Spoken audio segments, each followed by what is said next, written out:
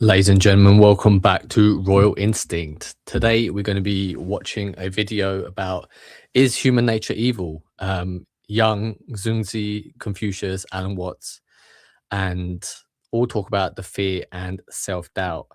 Why do you need to be aware of your fears? Why do you need to be aware of your self-doubt? We live in a time of the world where people have lost meaning, people have lost all hope, people don't know what they're doing anymore. People are really struggling. The systems that are currently put in place, the leaders that we have elected, they've sold you down the river. They are stealing from you. They are stealing your time. They're stealing your purpose. They're stealing the meaning from your life. And at the same time, they're lying straight to your face. The world has changed. However, most people, the way that they think about the world hasn't changed. You're applying old methodologies to a new system, a new world order that is coming, and the elites they're telling you straight to your face what's about to happen. All you gotta do is look at the World Economic Forum. All you gotta do is look at what the so-called leaders are trying to do. Um, they're into transhumanism. They're into um, building secret bunkers so that they are sheltered away in case of a nuclear fallout, in case of riots, in case of a rebellion.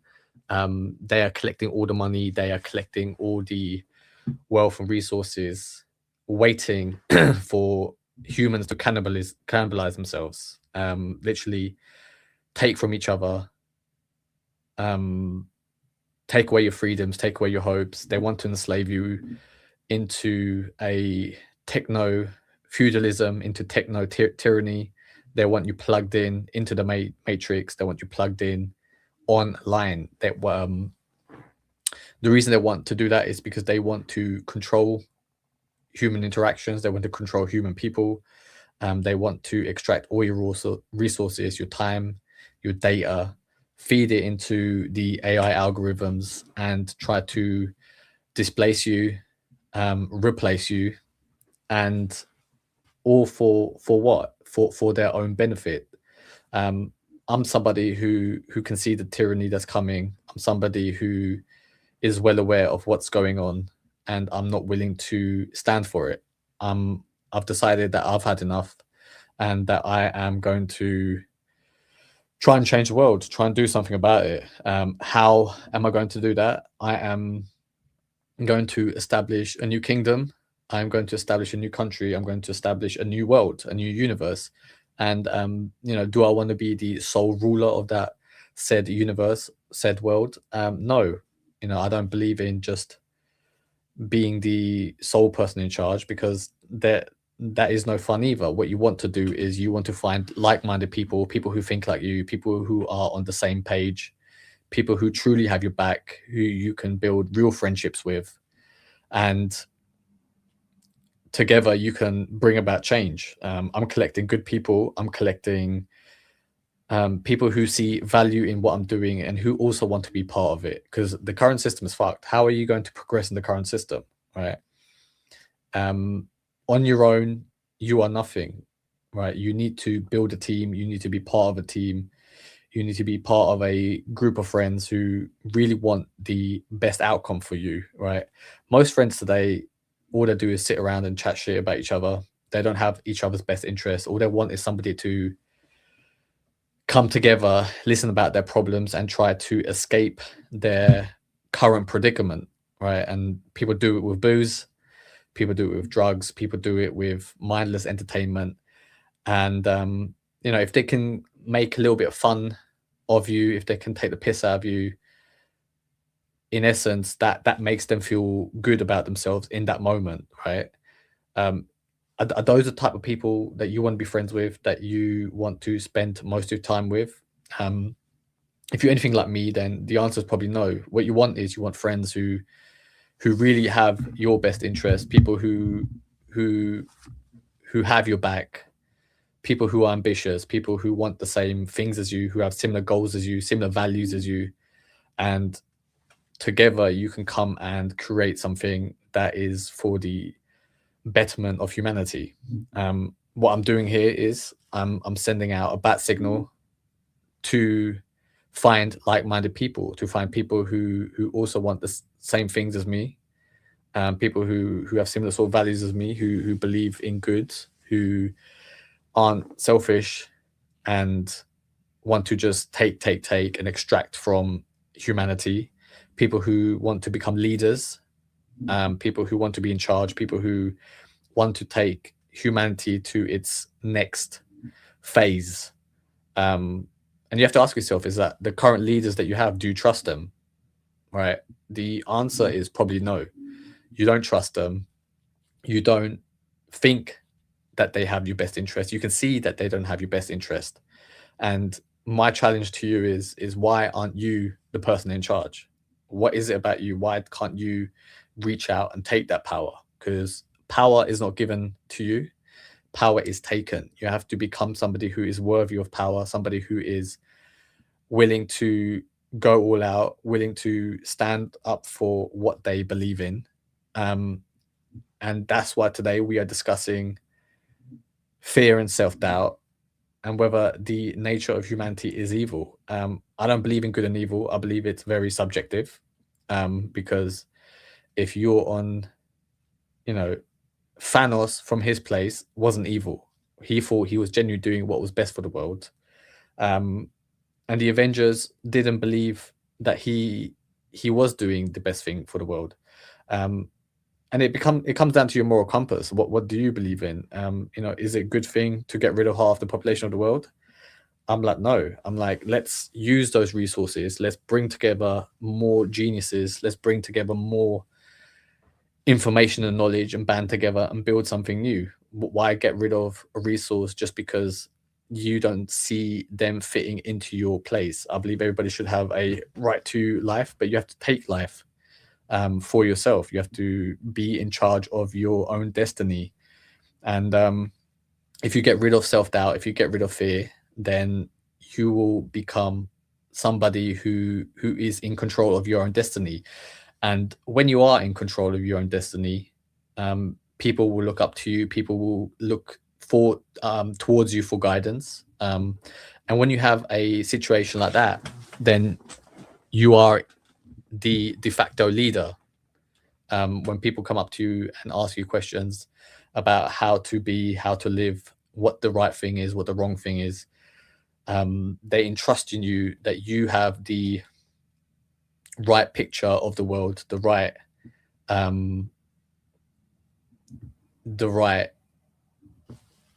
map to bring about change, to bring about prosperity, to bring about success. And when you are the leader, and your power increases, you can and become a king. And that is what we are all about here. We are about establishing our own kingdoms, about establishing a new world order, where I will build my kingdom and you will build your kingdom, and together we can create an alliance of kings and take over and rule the world as we see fit. And because we come from a place of where we want the best for the world, we want the best for people, we will become good kings, benevolent kings, and bring about prosperity for humanity, right? But the decision comes down to you. Many people won't understand what it is that I'm doing. Many people won't understand what it is that I'm trying to achieve. I'm not trying to, become super famous. I'm not trying to become somebody with, hundreds of millions of followers. What I'm trying to do is find maybe 100 people that we can come together and establish 100 kingdoms, right? Maybe even 1,000, right? Who knows where this journey will take us, where this journey will end. But one thing that I can guarantee is that we will live a prosperous life. We will live a good life. We will live a successful life. What we know for certain is that when we can pull together geniuses, pull together resources, people who have an idea of what right and wrong is, people who have goals, like-minded goals, that we can make a real impact on the lives of people. But let's jump into this video. We're going to start with Let's start off with Carl Jung.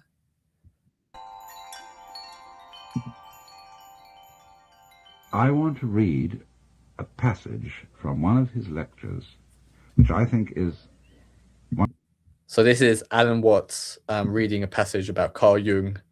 Alan Watts is a some will call him a Western philosopher, but he is somebody who studied Eastern philosophy and spirituality deeply, and he's going to take a reading of Carl Jung about and fit it into his worldview of consciousness and how it affects human nature.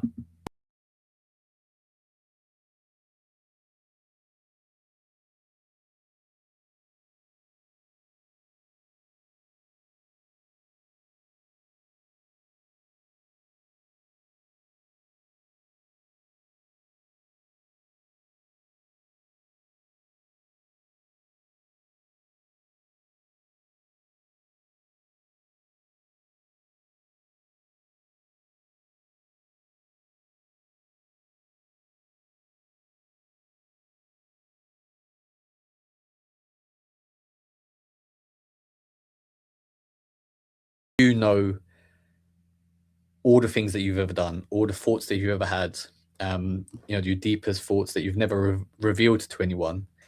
And because the world gives you a moral compass, because when you're born, you don't know what's good or bad. You figure it out along the way. You have parents, you have teachers, you have society telling you what is good, what is bad, what is evil. And then what happens is there becomes a conflict within you, your nature, and society. Um, and then when your nature doesn't align with societal expectations, you become disconnected from yourself. You become somebody who tries to bury those feelings. Maybe it's a feeling of ambition. Maybe you want to be somebody who lives a good life, a successful life. Maybe you're motivated by money, and your family, your society that you live in has taught you that you don't want to be greedy. You don't want to, be driven by money. And if you do, that makes you a bad person. But what you have to do is you have to bring together all aspects of yourself into a unified self.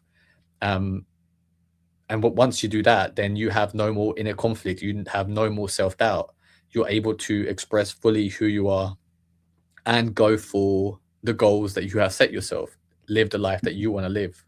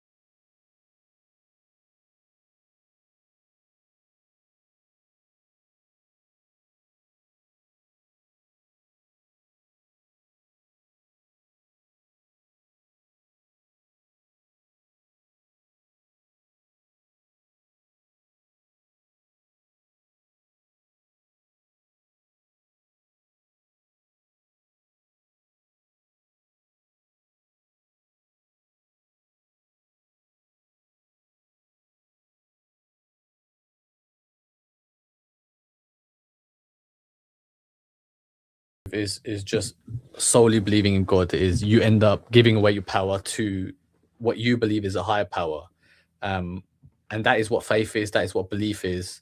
Um, Look, we might have a belief, we might have faith, but it can't be proved. It can't be tangible.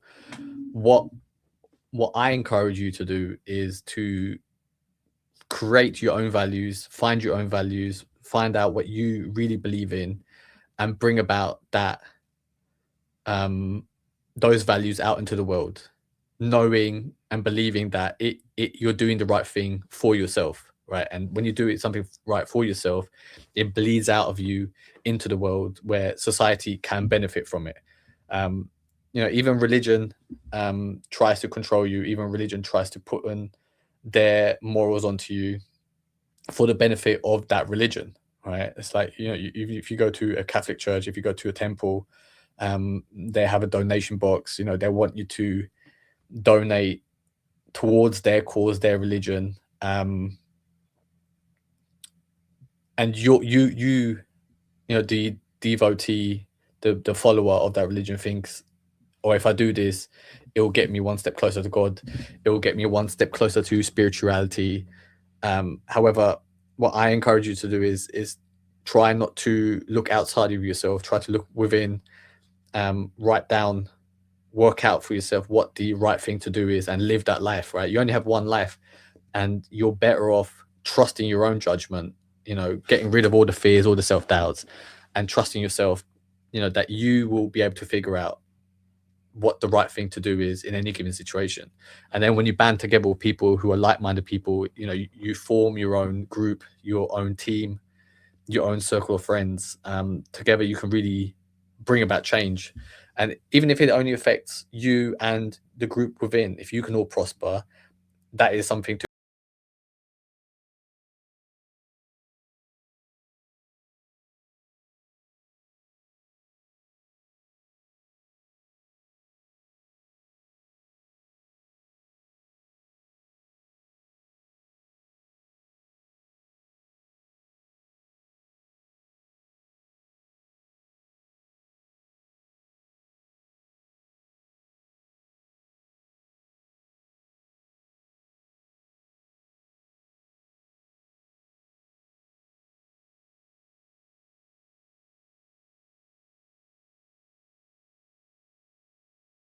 is instead of hating that part of you that you're trying to suppress, that you are oppressing down.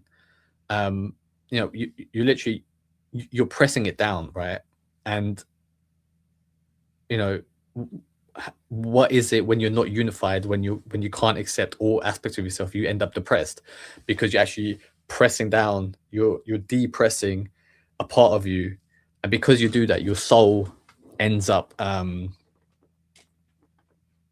feeling isolated. Your soul ends up feeling not worthy. And then because your soul feels like this, you end up developing a lens to view the world that way, that, oh, I'm not worthy, I'm not good enough, because you're suppressing a part of you. And if you can't connect all aspects of your personality, all aspects of your soul, you end up really depressing yourself. Okay. And you end up doubting yourself. What you have to do is you have to reconcile all aspects of yourself, accept yourself for exactly how you are, improve yourself, right? I mean, improving yourself, once you've accepted all aspects of yourself, and striving for the best is how you can truly become successful, is how you can bring about success in your own life. Not in the least.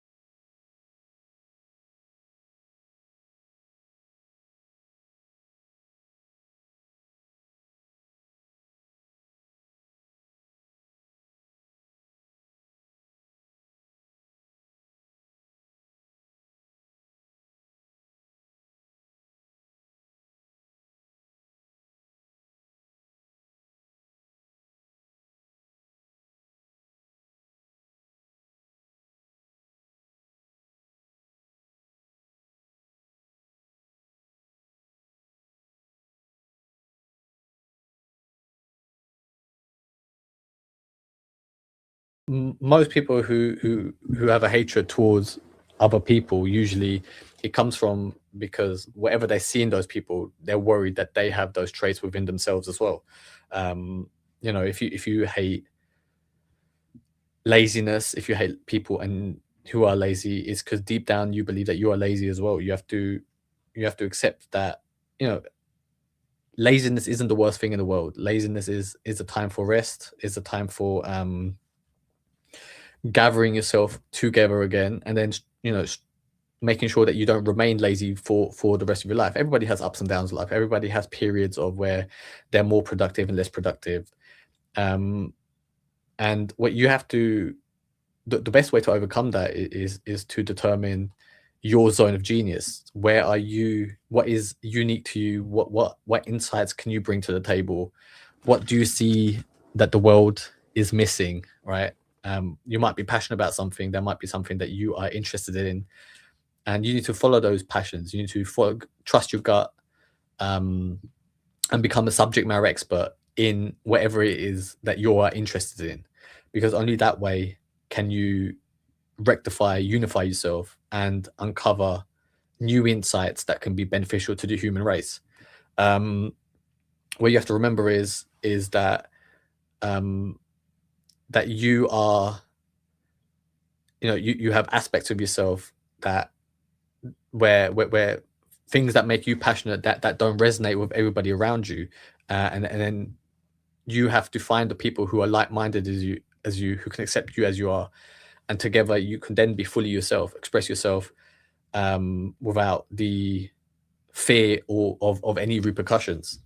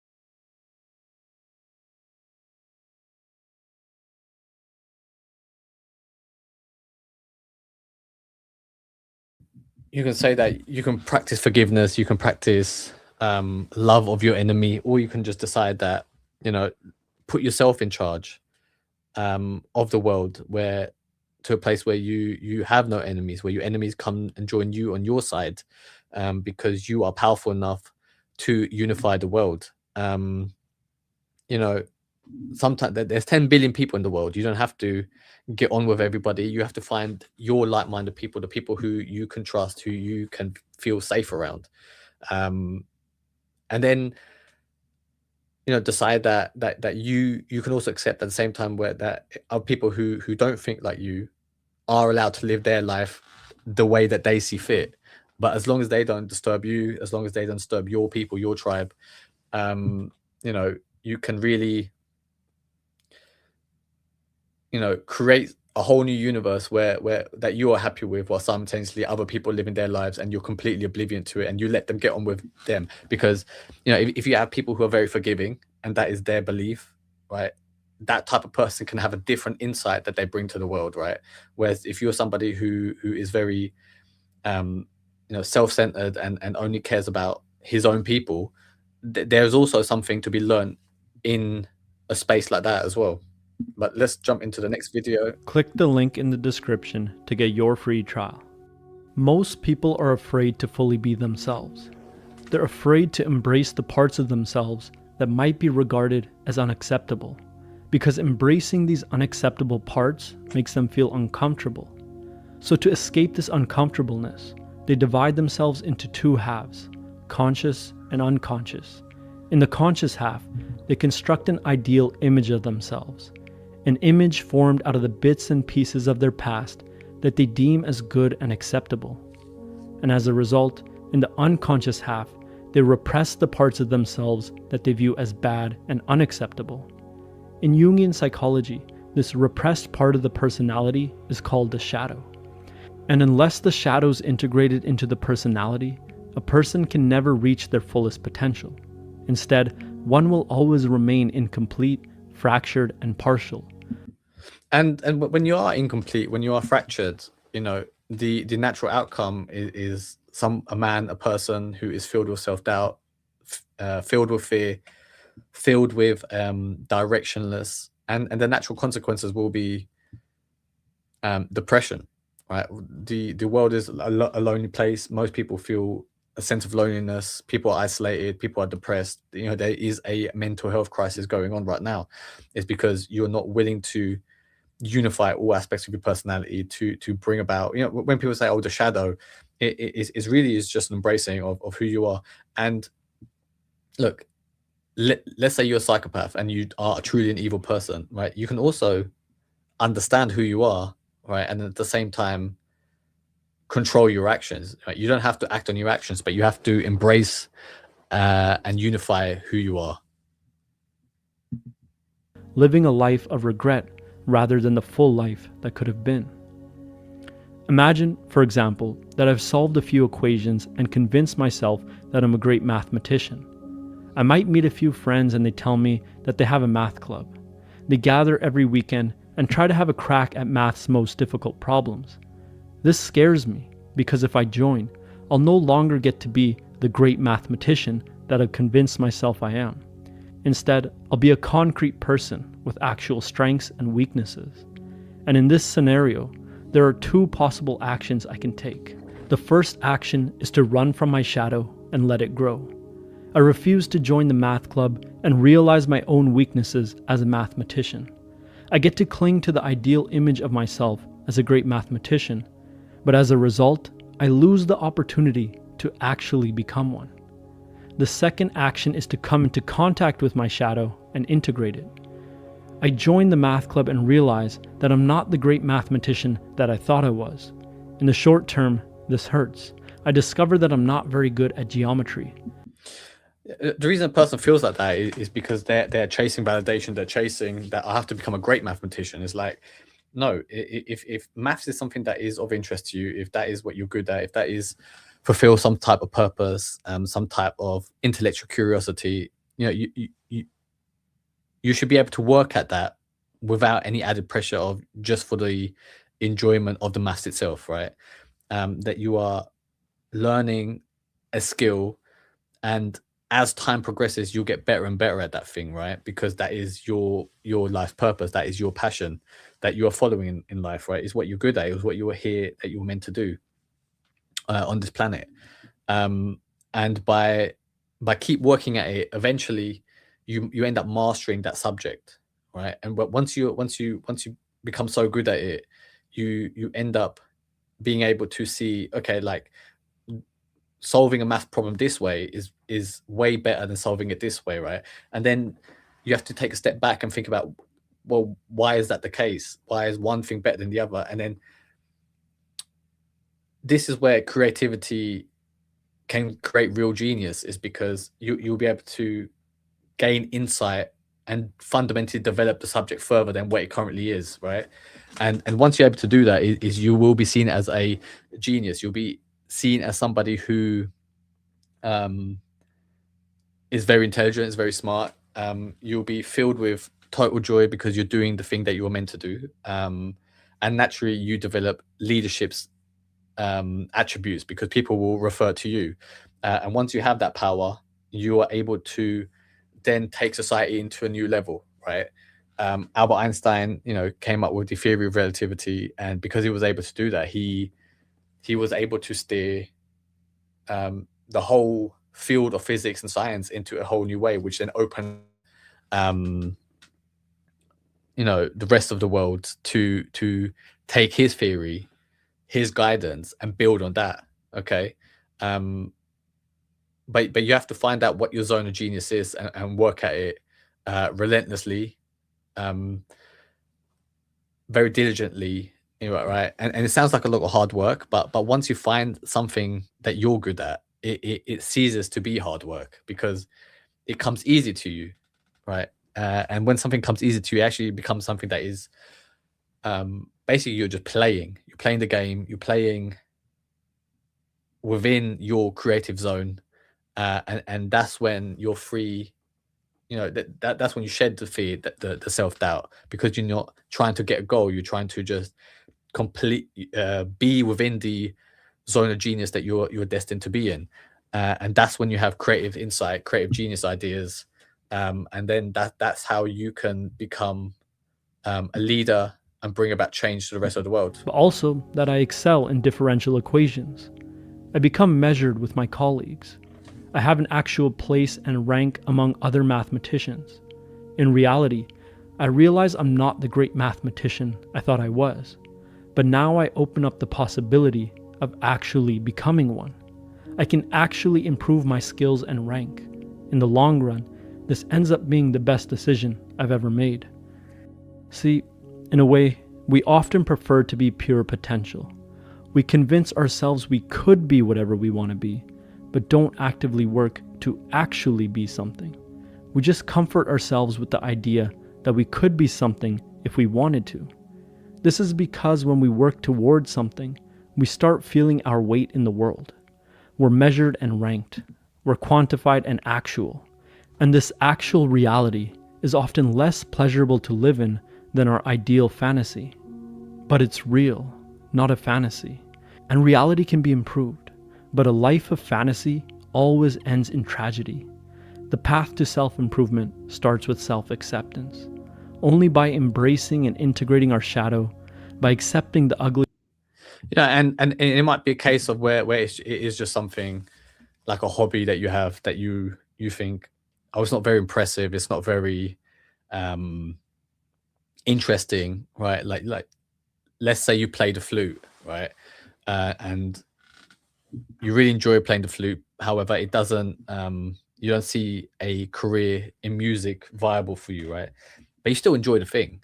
You still enjoy the flute, and that you playing the flute might, and then being in a place where you're content because you're enjoying that moment of playing the flute, allows your mind to rest, allows your mind to not be consumed by the fears and self-doubts that you got. It's a moment where you are actually complete, where you're really happy, and you're within a state flow, you can say, and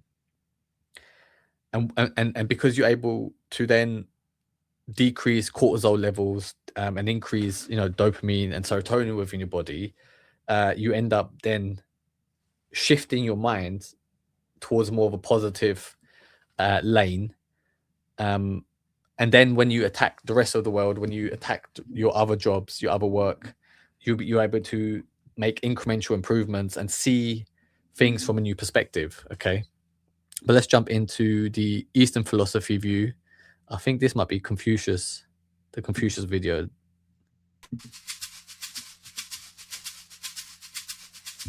We know very little for certain about the life of the Chinese philosopher Confucius. He's said to have been born in 551 BC in China. He may have been a student of the Taoist master Lao Tzu. According to tradition, he began government service and served many roles, including Minister of Crime under Duke Ding in the state of Lu. However, Confucius and the Duke fell out after the Duke received a present from a neighbouring ruler, 80 beautiful women and 124 horses. The Duke spent all his time riding horses and being entertained by the women, which Confucius found deeply improper for a ruler. So he left the court and wandered for years. Around between the third... I mean, Confucius thought it was improper for the ruler to hang about with all these concubines and this harem of women that he had, because that's how he see the world. I'm like, no, why not enjoy all aspects of the world? Why not enjoy the philosophy? Why not enjoy being present to the moment? Why not enjoy all these things and at the same time also enjoy what the world has to offer, right? Enjoy all the women, enjoy all the horses, enjoy all the luxuries that the world has to offer. That's why, we're not here to become pious. We're not here to, live in poverty. What I'm saying is like, now let's take over. Let's be the kings, right? Let's build kingdoms where we are the rulers, where we are in charge. And enjoy all things in life, enjoy all aspects of the world, right? Like, why limit yourself? Why put any cap on yourself, right? And once you get rid of that self-doubt, once you get rid of all that fear, it's like then, ambition just seeps into you, and then the only thing that's stopping you is overcoming the unknown. It's about like, look, man, I have no idea how I'm going to achieve that goal, right? But I'm going to strive for it, and along the way, you'll figure it out. I mean, if you really want to see it from a spiritual point of view, it's like you have to just see life as unfolding in front of you. Okay, it's like you're walking into a forest, and the forest is dark, but each step that you take is you can just only see the step ahead, right? And then you keep doing that up until you come up to an obstacle, and that obstacle will, you have to pause at the obstacle, and you have to work out how to get around it, right? You'll meet people along the way, you make friends along the way. In essence, it is the hero's journey, right? But the decision to embark on that journey and to become a hero, right? You have to decide that that is the risk that you're willing to take. And if you really think about it, it is not a risk. It's not a risk at all, because what else are you going to do with your life, right? Like do you want to live, right? Like you're a young man right now. You might be in your 20s, you might be in your 30s, in your 40s or 50s. It's like, like you still have an able body. You still have a physically, you're still a physically strong being. Like, why not take that risk? Why not uncover something? Why not discover something? Why not build something? Why not become a leader? Why not become a king, right? Bring about change, right? Like you have the capacity to do it, but the decision lies in you, right? Like, are you willing to take that risk? Are you willing to take the call to adventure? Are you willing to put yourself out there? It's like, you have to remember is that power is within you. And then, when that reconciliation happens within yourself, you have to be like, well, I'm aware of my limitations. I'm aware of my talents. And I'm going to give it a good fucking go, right? Like, I'm going to do everything in my power to try and accomplish this goal, to go on this journey, right? And not judge yourself by whether you get the result that you're after or not. It's like the effort of trying to gain something, to move towards your goal, should be applauded, right? And then only if you gave it your best, if you gave it your all. But don't let other people put that limitation on you, right? In 5th century BC, Confucius's works were collected into the Analects, a collection of sayings written down by his followers. Some of the morals Confucius taught are easily recognizable, most notably his version of the Golden Rule: do not do unto others what you don't want done to yourself. But some of them also sound very strange or old-fashioned to modern ears, especially to Western ones. But we need his advice all the more for this. It serves as an antidote to the troubles we currently face. Here are a few examples of what Confucius helps us to remember. 1. Ceremony is important. The Analects are filled with strange conversations between Confucius and his disciples, like this one. And in your life, if you want to apply that to your life, ceremony is important. Ceremony is just a habit, right? One way, if you're in a place of where you're lethargic or you're apathetic, you can't get out of bed, you have to you're in essence, you're depressed, right? How do you get out of depression? Is like, you can use ceremony, right? The importance of ceremony to get you out of depression. And what do I mean by that is by having goalposts throughout the day, right? Like, brushing your teeth, in essence, can be a ceremony. It's like, but it's something that you do daily. It's a ritual you perform, right? It's a cleansing of the teeth, right? You're doing it to bring good oral hygiene to yourself, so you don't have diseases, so you don't have cavities, which will later on down the line impact your health, right? I mean, imagine if you are in charge of 100,000 people, let's say, right? If you're the CEO of a company, right, but you have a toothache, right? Like, what's more important to you at the moment? It's like resolving the pain in your tooth, or taking care of the 100,000 people, right? The pain, because it's immediate, right, will overtake it. But in essence, it's like you're in charge of 100,000 people. It's like, but if you have the ritual of brushing your teeth, right, then you're taking care of yourself, and then you never end up in a place where you can have that toothache, right? And then you wake up at a certain time, you brush your teeth, you shave your beard, or trim your beard, like me. You groom yourself, you have a shower, right? You make yourself breakfast, you have coffee, right? Like, you have all these little checkpoints, right? Okay, then it's 9 a.m. You do 3 hours worth of work, okay, and then 12 o'clock you go have lunch, you give yourself a rest and start again 2 o'clock, you know, till 4, and then you have a coffee break. And then when you have these checkpoints throughout the day, you have these little mini ceremonies, little rewards, little checkpoints throughout the day, which will set you on a path of a trajectory of being disciplined, of having checkpoints where you can see your progress and your you know, you're basically stacking habits at that point, right? Tse Kung wished to do away with the offering of a sheep. Confucius said, Tse, you love the sheep, I love the ceremony. At first this is baffling, if not also humorous. Why not save the sheep? But Confucius is reminding Tse and us about the importance of ceremony. In the modern world, we tend to shun ceremony and see this as a good thing, a sign of intimacy or a lack of pretension. But Confucius believed in the value of ceremonies over sheep because he valued what he called ritual propriety. This might seem a very outdated and conservative idea, but in fact many of us long for particular rituals. That meal Mum cooked for us whenever we were sick, or the yearly birthday outing, or our wedding vows. We understand that certain premeditated, deliberate and precise gestures stir our emotions deeply. Rituals make our intentions clear, and they help us to understand how to behave. 2. We should treat our parents with reverence. In particular, Confucius had a very strict idea about how we should behave towards our parents. He believed that we should obey them when we're young, care for them when they're old, mourn at length when they die, and make huge sacrifices in their memory thereafter. He even said that we shouldn't travel far away while our parents are alive, and should cover for them if they steal a sheep. This attitude is known as filial piety. This sounds strange now, when many of us leave our parents' home as teenagers and rarely return to visit. We may even see them as strangers, arbitrarily thrust upon us by fate. You know, that is a personal choice that you have to make. It's like, are your parents holding you back? Is it their presence that's stopping you from becoming a leader, taking charge of your own life? It's like there are many traditions, you know, that say that you're not really considered a real man until your father dies, right?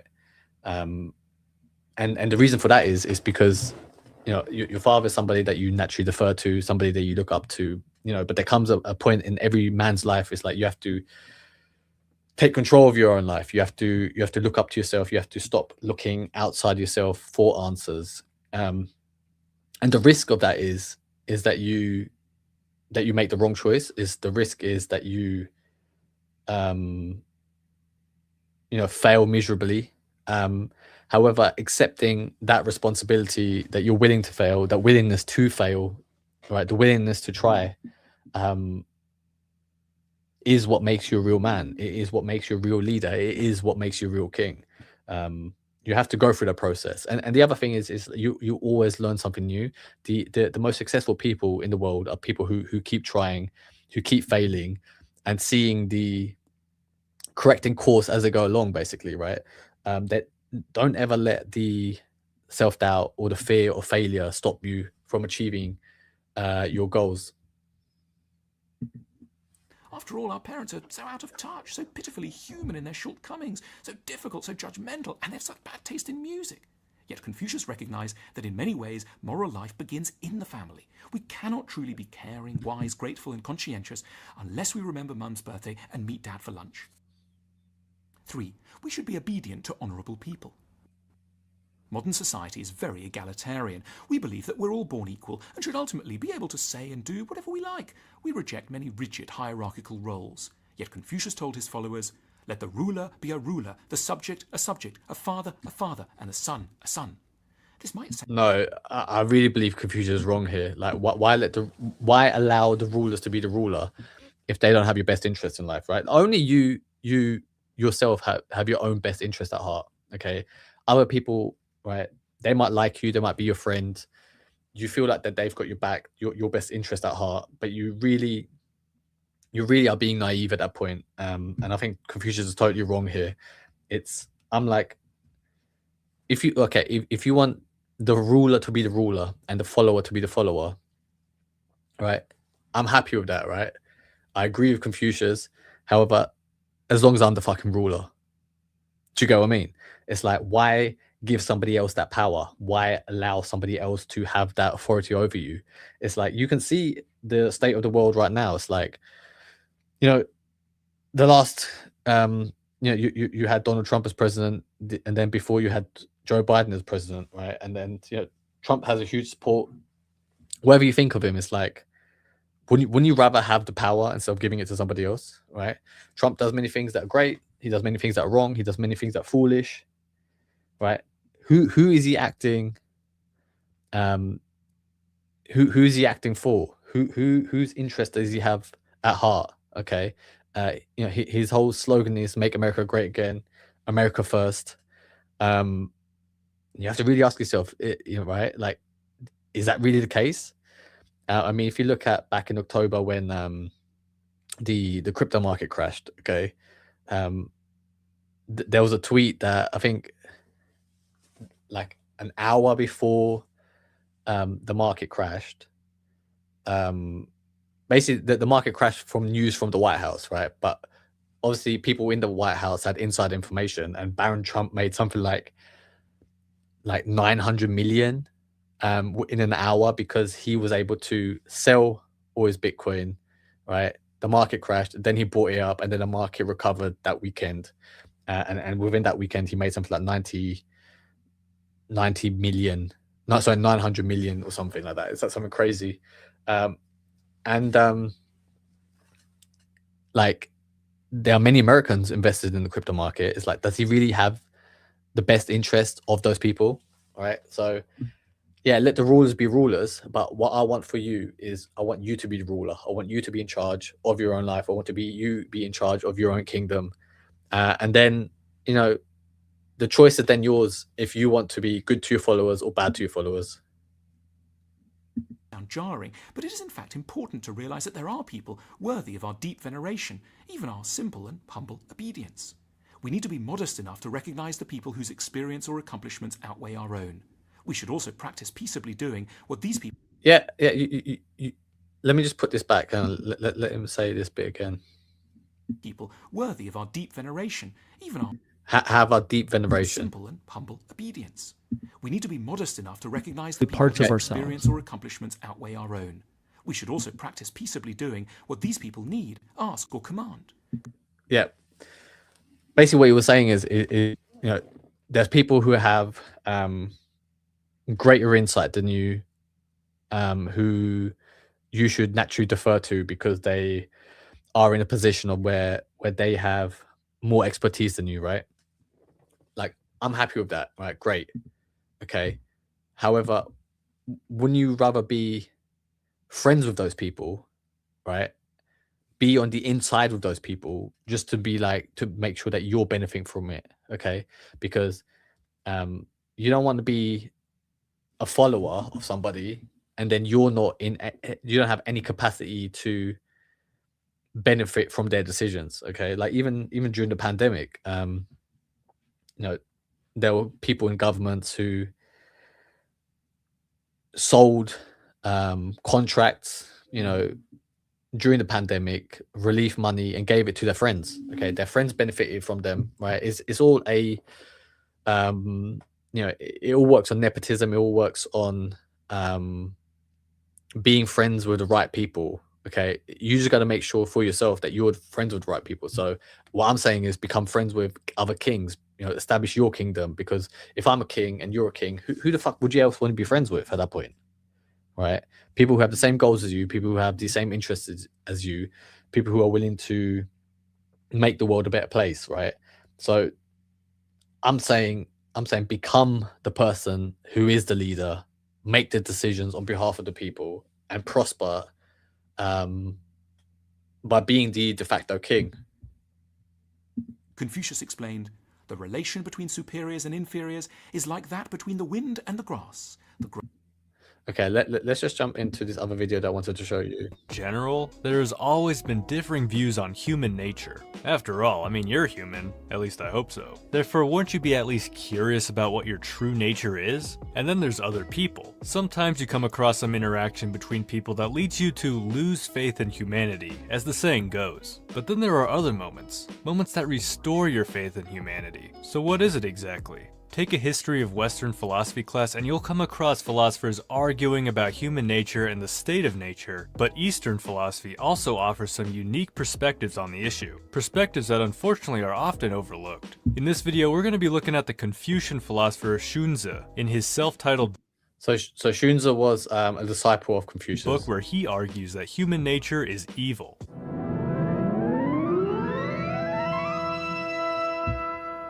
So we all know about Confucius. Even non-philosophy people know about this dude. And he was so big that he had a lot of disciples that carried on his ideas but also split and disagreed with one another. Because really, how boring would it be if you're just a carbon copy of your teacher? You want to make a name for yourself, right? Well, one of these disciples was named Xunzi, who wrote a book named after himself, and in that book he argued that human nature was good, basically.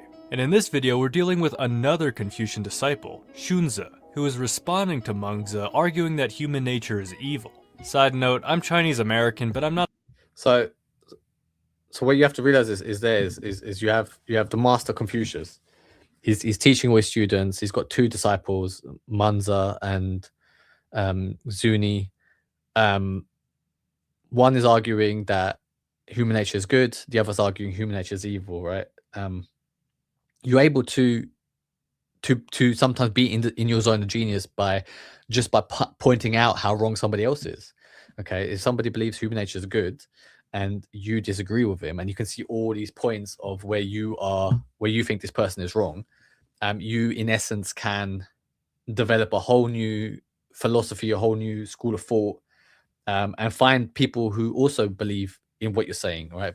You might be just a person who has the courage to oppose somebody, but there'll be people in the audience who also actually believe what you're saying, who understand what you're saying, because you'll be able to articulate it clearly to them.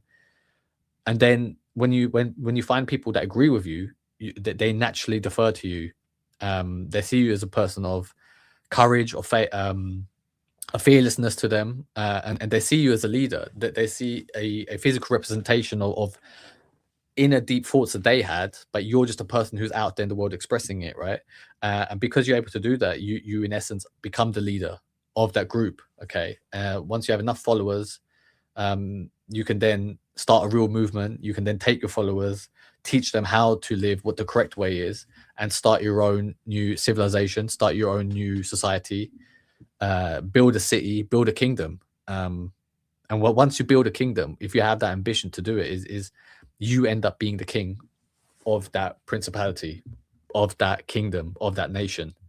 But because there are many ideas floating about on the internet, there's many people trying to teach you different things, right? But it at the end of the day, it's worthless unless you're willing to take action on it. If you're willing to bring it out into the world, if you're willing to challenge the world with your conviction, with your ideas, unless you're willing to do that, you will never be a true king.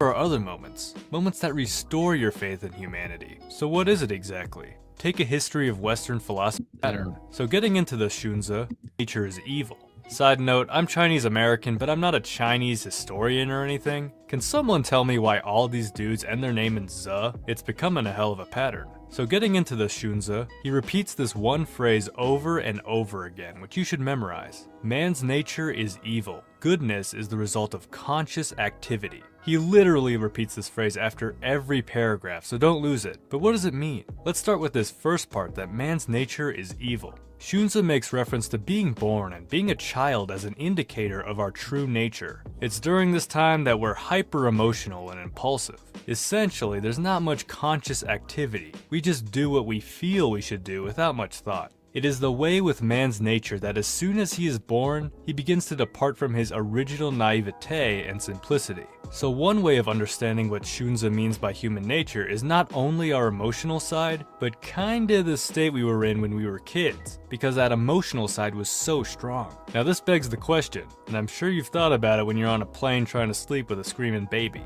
Are kids evil? I know, it's a weird question. So on the one hand, No, kids aren't evil. Kids are just acting on their base instincts. They don't make a moral judgment on it. They're just like, oh, right now I feel hungry, right? I want to be fed, and to get fed, you need to get the attention. by being a nuisance to your parents, right? By crying is natural. You're indicate a baby crying is indicating that something is wrong. Okay. So there is no good or bad. It is just the attributes that you yourself put on it, right? You need to stop seeing the world as good or evil, right? You need to see the world in how, is this beneficial to me or is it not beneficial to me, right? Like those are the values that you should need to judge the world on. Okay.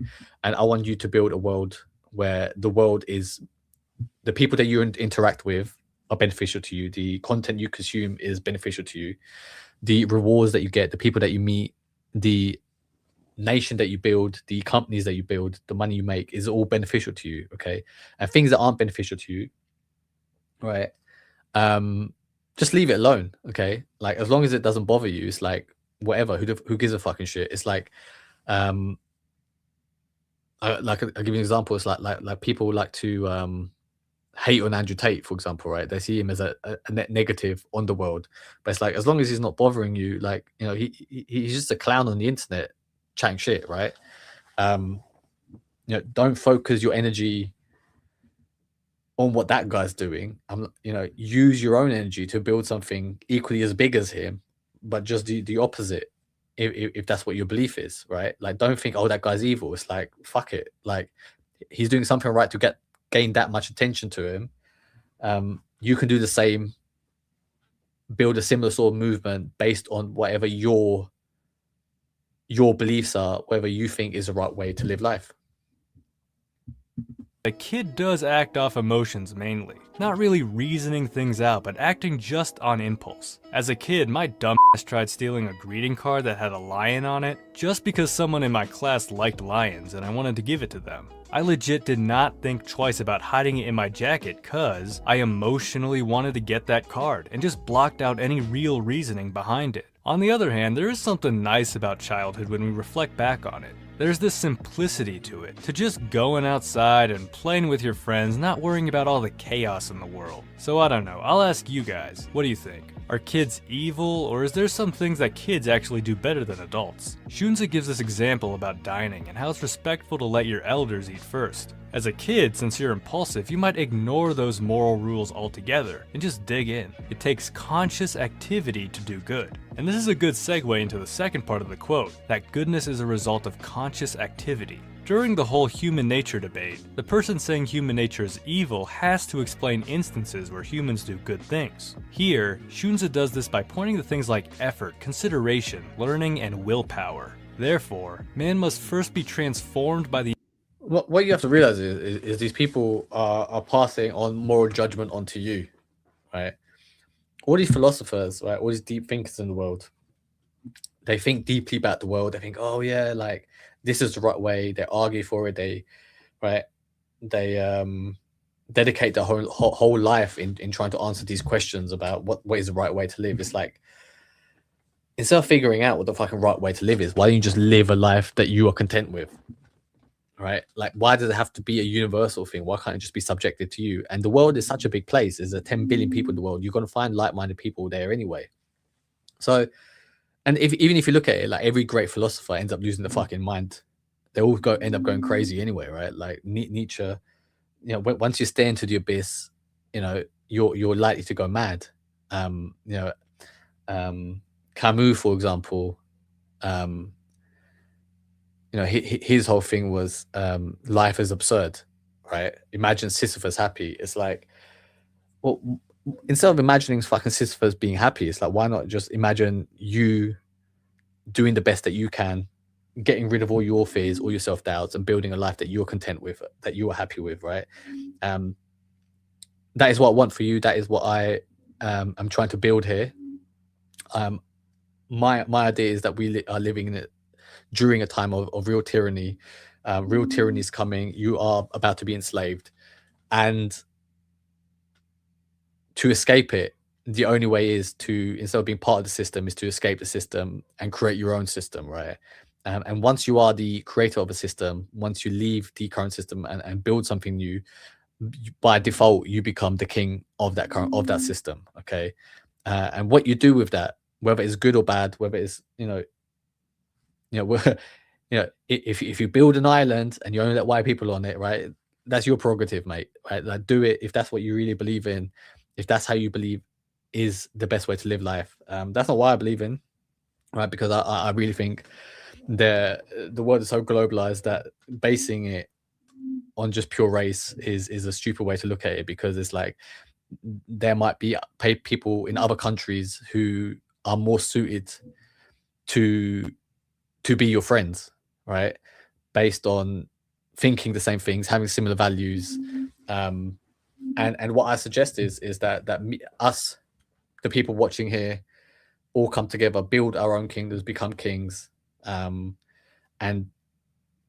leave the current system and build a newer one where we join forces, where we can build side by side, build a united alliance of kings, and bring humanity to a new and prosperous world.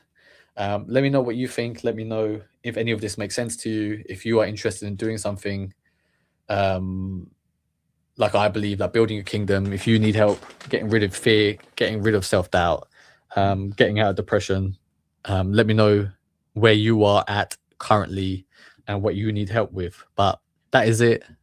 Tomorrow we'll be back to the normal time. So today we started at 3 o'clock, tomorrow being at 5:30, so being 2.5 hours later. And I hope you can join me again. But thank you very much. And that is it for today. Stay strong and resist tyranny.